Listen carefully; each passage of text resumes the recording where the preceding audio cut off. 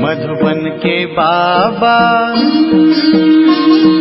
मधुबन के बाबा मुरली वाले, आपका क्या कहना, आपका क्या कहना। ओम शांति।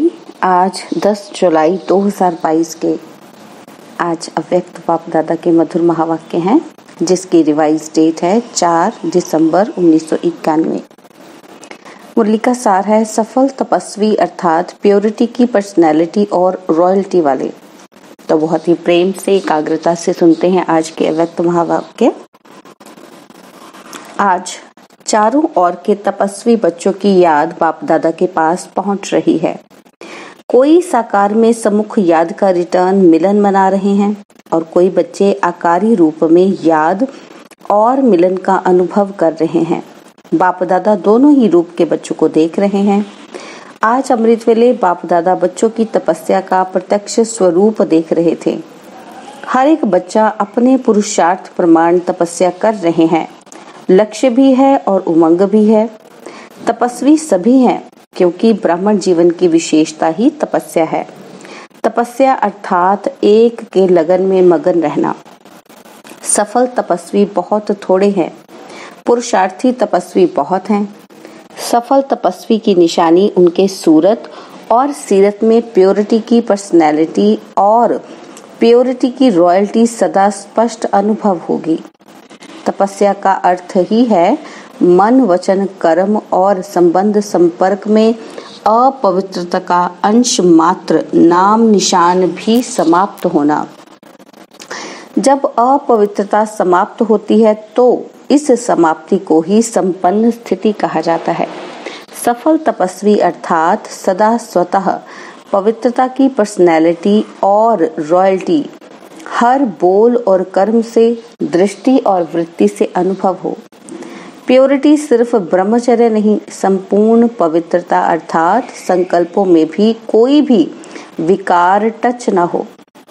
जैसे ब्राह्मण जीवन में शारीरिक आकर्षण व शारीरिक टचिंग अपवित्रता मानते हो, ऐसे मन बुद्धि में किसी विकार के संकल्प मात्र की आकर्षण व टचिंग, इसको भी अपवित्रता कहा जाएगा।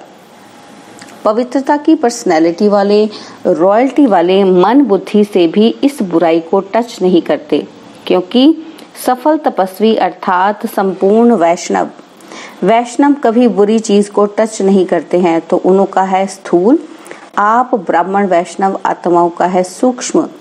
बुराई को टच ना करना यही तपस्या है। धारण करना अर्थात ग्रहण करना, ये तो बहुत मोटी बात है, लेकिन संकल्प में भी टच नहीं करना, इसको ही कहा जाता है सच्चे वैष्णव। सिर्फ याद के समय याद में रहना, इसको तपस्या नहीं कहा जाता। तपस्या अर्थात प्योरिटी के पर्सनैलिटी और रॉयल्टी का स्वयं भी अनुभव करना और औरों को भी अनुभव कराना। सफल तपस्वी का अर्थ ही है विशेष महान आत्मा बनना। विशेष आत्माओं व महान आत्माओं को देश की व विश्व की पर्सनैलिटीज कहते हैं। पवित्रता की पर्सनैलिटी अर्थात हर कर्म महानता और विशेषता। पर्सनैलिटी अर्थात सदा स्वयं की और औरों की सेवा में सदा बिजी रहना, स्वयं की भी और औरों की भी सेवा में सदा बिजी रहना, अर्थात अपनी एनर्जी, समय, संकल्प वेस्ट नहीं गंवाना, सफल करना, इसको कहेंगे पर्सनैलिटी वाले। पर्सनैलिटी वाले कभी भी छोटी छोटी बातों में अपने मन को, बुद्धि को बिजी नहीं रखते हैं। तो अपवित्रता की बातें आप श्रेष्ठ आत्माओं के आगे छोटी हैं या बड़ी हैं? इसलिए तपस्वी अर्थात ऐसी बातों को सुनते हुए नहीं सुने, देखते हुए नहीं देखें। ऐसा अभ्यास किया है, ऐसी तपस्या की है। वह यही सोचते हो, चाहते तो नहीं है, लेकिन दिखाई दे देता है, सुनाई दे देता है, जैसे कोई चीज से आपका कनेक्शन ही नहीं। जैसे रास्ते पर जाते हो, कहीं कुछ दिखाई देता है, परंतु आपके मतलब की कोई बात नहीं है, तो देखते हुए भी नहीं देखेंगे ना, साइट सीन समझ कर पार कर लेंगे ना। ऐसे जो बातें सुनते हो, देखते हो, आपके काम की नहीं है, तो सुनते हुए नहीं सुनो, देखते हुए ना देखो। अगर मन बुद्धि में धारण किया कि ये ऐसे हैं, ये वैसे हैं, इसको कहा जाएगा व्यर्थ बुराई को टच किया। अर्थात सच्चा वैष्णव संपूर्ण रूप से नहीं है। प्योरिटी के पर्सनैलिटी में परसेंटेज कम, अर्थात तपस्या की परसेंटेज कम। तो समझा तपस्या क्या है? इसी विधि से अपने आप को चेक करो। तपस्या वर्ष में तपस्या का प्रत्यक्ष स्वरूप प्योरिटी की पर्सनैलिटी अनुभव करते हो। तपस्या कर रहे हैं, इसका क्या सबूत है? क्या दिखाई देगा कि क्या हम वैसा अनुभव करते हैं? बाबा कहते पर्सनैलिटी कभी छिप नहीं सकती, प्रत्यक्ष दिखाई जरूर देती है। जैसे साकार ब्रह्मा बाप को देखा, प्योरिटी की पर्सनैलिटी कितनी स्पष्ट अनुभव करते थे। ये तपस्या के अनुभव की निशानी अब आप द्वारा औरों को अनुभव हो। तो बाबा कहते आपके द्वारा भी औरों को अनुभव होना चाहिए, जैसे ब्रह्मा बाबा से सबको अनुभव होता था। सूरत और सीरत दोनों द्वारा अनुभव करा सकते हो। अभी भी कई लोग अनुभव करते भी हैं, लेकिन इस अनुभव को और स्वयं द्वारा औरों में फैलाओ। आज पर्सनैलिटी का सुनाया, फिर रॉयल्टी का सुनाएंगे। सभी मिलन मनाने आए हैं, तो बाप दादा भी मिलन मनाने के लिए आप जैसे व्यक्त शरीर में आते हैं। समान बनना पड़ता है ना। आप साकार में हो तो बाप को भी साकार तन का आधार लेना पड़ता है। वैसे आपको व्यक्त से अव्यक्त बनना है या अव्यक्त को व्यक्त बनाना है? बाबा जैसा बनना है कि बाबा को अपने जैसा व्यक्त बनाना है? कायदा क्या कहता है? अव्यक्त बनना है ना। तो फिर अव्यक्त को व्यक्त में क्यों लाते हो? जब आपको भी अव्यक्त ही बनना है तो अव्यक्त को तो अव्यक्त ही रहने दो ना। अव्यक्त मिलन के अनुभव को बढ़ाते चलो। अव्यक्त भी ड्रामा अनुसार व्यक्त में आने के लिए बंधे हुए हैं, लेकिन समय प्रमाण, सर्कमस्टांस प्रमाण अव्यक्त मिलन का अनुभव बहुत काम में आने वाला है। इसलिए इस अनुभव को इतना स्पष्ट और सहज करते जाओ, जो समय पर यह अव्यक्त मिलन साकार समान ही अनुभव हो। समझा? उस समय ऐसे नहीं कहना कि हमको तो अव्यक्त से व्यक्त में मिलने की आदत है। जैसा समय वैसे मिलन मना सकते हो। समझा? जो भी यहाँ से भी आए हैं, इस समय सभी मधुबन निवासी हो या अपने आप को महाराष्ट्र निवासी, उड़ीसा निवासी समझते हो। ओरिजिनल तो मधुबन निवासी हो। यह सेवा अर्थ भिन्न भिन्न स्थान पर गए हो। ब्राह्मण अर्थात मधुबन निवासी सेवा स्थान पर गए हो, इसलिए सेवा स्थान को मेरा यही स्थान है यह कभी भी नहीं समझना। कई बच्चे ऐसे कहते हैं कि इसको चेंज करो, तो कहते हैं नहीं, हमको पंजाब में और उड़ीसा में ही भेजो। तो ओरिजिनल पंजाब उड़ीसा के हो या मधुबन के हो? तो फिर क्यों कहते हो कि हम पंजाब के हैं तो पंजाब में ही भेजो, गुजरात के हैं तो गुजरात में ही भेजो? चेंज होने में तैयार हो?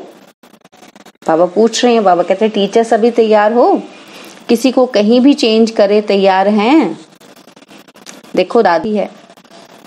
अच्छा, ये भी अप्रैल में करेंगे। जो चेंज होने के लिए तैयार हैं वही मिलने आवे। सेंटर पर जाके सोचेंगे यदि नहीं रहेंगे तो इसका क्या होगा, मेरा क्या होगा। बाबा कहते थोड़ा बहुत कुछ किनारा भी करेंगी। बाप दादा से तपस्या की प्राइज लेना चाहते हो और बाप दादा को तपस्या की प्राइज देना भी चाहते हो या सिर्फ लेना ही चाहते हो? सभी सेंटर से सरेंडर होकर आना। नए मकान में आसक्ति है क्या? बाबा टीचर्स बहनों से पूछ रहे हैं। मेहनत करके बनाया है ना, जहाँ मेरापन है वहां तपस्या किसको कहा जाएगा? तपस्या अर्थात तेरा और तपस्या भंग होना अर्थात मेरा। समझा? ये तो सब छोटी छोटी टीचर्स हैं, कहेंगी हर्जा नहीं, यहाँ से वहां हो जाएंगी। बड़ों को थोड़ा सोचना पड़ता है। अच्छा, जो सेंटर पर आने वाले हैं वो भी तो सोचते होंगे कि हमारी टीचर चली जाएगी। आप सभी भी एवर रेडी हो? अब बाबा बच्चों से पूछ रहे हैं कि आप सभी एवर रेडी हो? कोई भी कहाँ भी चली जाए वह कहेंगे हमको तो यही टीचर चाहिए। जो समझते हैं कि कोई भी टीचर मिले उसमें राजी है वह हाथ उठावे। कोई भी टीचर मिले, बाप दादा जिम्मेदार है, दादी जिम्मेवार है, वह हाथ उठाए। अभी ये टीवी में तो निकाला है ना, सभी के फोटो भी टीवी में निकाल लो, फिर देखेंगे। अंतिम पेपर का क्वेश्चन ही यह आना है, नष्ट मोहा स्मृति स्वरूप। तो अंतिम पेपर के लिए तो सभी को तैयार होना ही है। रिहर्सल करेंगे ना, जोन हेड को भी चेंज करेंगे, पांडवों को भी चेंज करेंगे। आपका है ही क्या? बाप दादा ने दिया और बाप दादा ने लिया। अच्छा, सभी एवर रेडी हैं, इसलिए सिर्फ अभी हाथ उठाने की मुबारक हो। चारों ओर के सफल तपस्वी आत्माओं को, सदा प्योरिटी के पर्सनैलिटी में रहने वाली, सदा प्योरिटी के रॉयल्टी में रहने वाली, सदा सच्चे संपूर्ण वैष्णव आत्माएं, सदा समय प्रमाण स्वयं को परिवर्तन करने वाले विश्व परिवर्तक, ऐसे सदा योगी, सहज योगी, स्वतः योगी महान आत्माओं को बाप दादा का याद प्यार और नमस्ते। हम रूहानी बच्चों की रूहानी बाप दादा जी को दिलवा जान सिकवा प्रेम से नमस्ते। ओम शांति। प्यारे बाबा, मीठे बाबा, मेरे बाबा, शुक्रिया बाबा, शुक्रिया बाबा, शुक्रिया बाबा। पार्टियों से मुलाकात। तो बाबा कहते हैं सभी तपस्वी आत्माएं हैं, ऐसे अनुभव करते हो। तपस्या अर्थात एक बाप दूसरा न कोई, ऐसे हैं या दूसरा कोई है? अभी भी कोई है? कोई व्यक्ति या कोई वैभव, एक के सिवाय और कोई नहीं, या थोड़ा थोड़ा लगाव है? निमित्त बनकर सेवा करना वह और बात है, लेकिन लगाव जहां भी होगा, चाहे व्यक्ति में चाहे वैभव में, तो लगाव की निशानी है कि वहां बुद्धि जरूर जाएगी, मन भागेगा जरूर। तो चेक करो कि सारे दिन में मन और बुद्धि कहाँ कहाँ भागती है। सिवाय बाप और सेवा के और कहाँ तो मन और बुद्धि नहीं जाती। अगर जाती है तो लगाव है। अगर व्यवहार भी करते हो, जो भी करते हो, वो भी ट्रस्टी बनकर, मेरा नहीं तेरा, मेरा काम है, मुझे ही देखना पड़ता है, मेरी जिम्मेवारी है, ऐसा कहते हो कभी? कि क्या करे, मेरी जिम्मेवारी है ना, निभाना पड़ता है ना, करना पड़ता है ना, कहते हो कभी? या तेरा तेरे अर्पण, मेरा कहाँ से आया? तो यह बोल भी नहीं बोल सकते हो। मुझे ही देखना पड़ता है, मुझे ही करना पड़ता है, मेरा ही है, निभाना ही पड़ेगा। मेरा कहा और बोझ हुआ। बाप का है, बाप करेगा, मैं तो निमित्त हूं, तो हल्के।